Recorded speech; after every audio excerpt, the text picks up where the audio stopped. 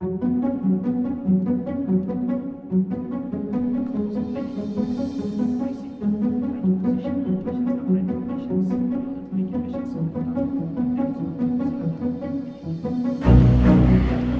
majina naitwa Martin Paul Sankei. Mimi ni afisa muuguzi na pia ni clinical instructor. Kwa sababu tunajua kabisa wanafunzi wetu wengi, uuguzi tunajua ni practical, sio theory.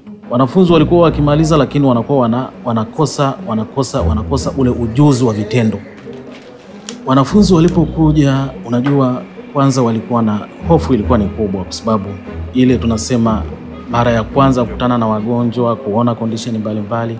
Kwa hiyo baada ya kukaa kwa muda. In Tanzania, private health training institutions produce approximately 60% of the human resources for health that staff private health facilities. However, there is an historical lack of standardized practicum training for students that study at these private medical training institutions. The Sustaining Health Outcomes to the Private Sector project, SHOPS Plus, is a global flagship USAID initiative for private sector health. In Tanzania, the project works to increase provision of priority health products as well as health services through strategic expansion of private sector approaches in the health system.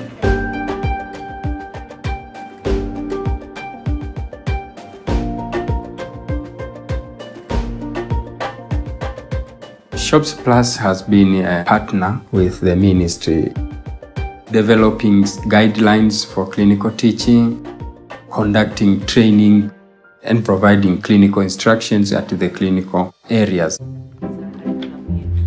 With SHOPS Plus, we are able to develop a standardized training material for clinical instructors. We were able to train clinical instructors in different phases, starting with master trainers and national TOT. From there, we started training the private sector health training institutions and facilities. The materials are used by the clinical instructors themselves who have been trained to ensure that they provide clinical teaching according to standards. But also, the materials are used by the Ministry of Health to monitor the process of clinical teaching as well as conducting and coordinating training for the clinical instructors. The first cohort of students underwent the private-to-private practicum in June 2018.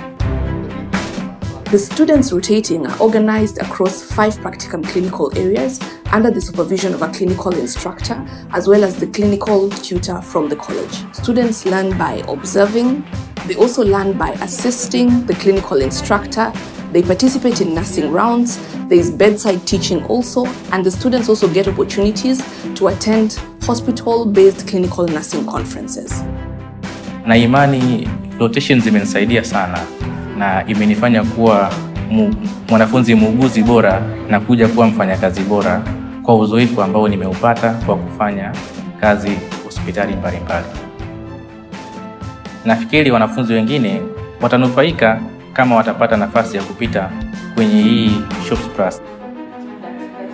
The work done by the project exemplifies how public-private partnerships can be put into play to leverage on the structural and human resources available within the private sector to improve hands-on skills and practical skills for nurses in the provision of priority health products and services. The model has been adopted by an additional 10 private facilities across the country. The Office of the Director of Nursing Services is committed to expanding this even further through the institutionalization of the clinical instructor training. Kuweza kufanya kazi sehemu yoyote ile, kwa sababu kipindi naanza rotation nilikuwa sina uwezo hata wa kushika sindano au kuweza kumkaribisha mgonjwa. Vitu nilivyojifunza vimenisaidia kuweza kuwa na ujasiri kutoa huduma mbalimbali zinazohusiana na uuguzi.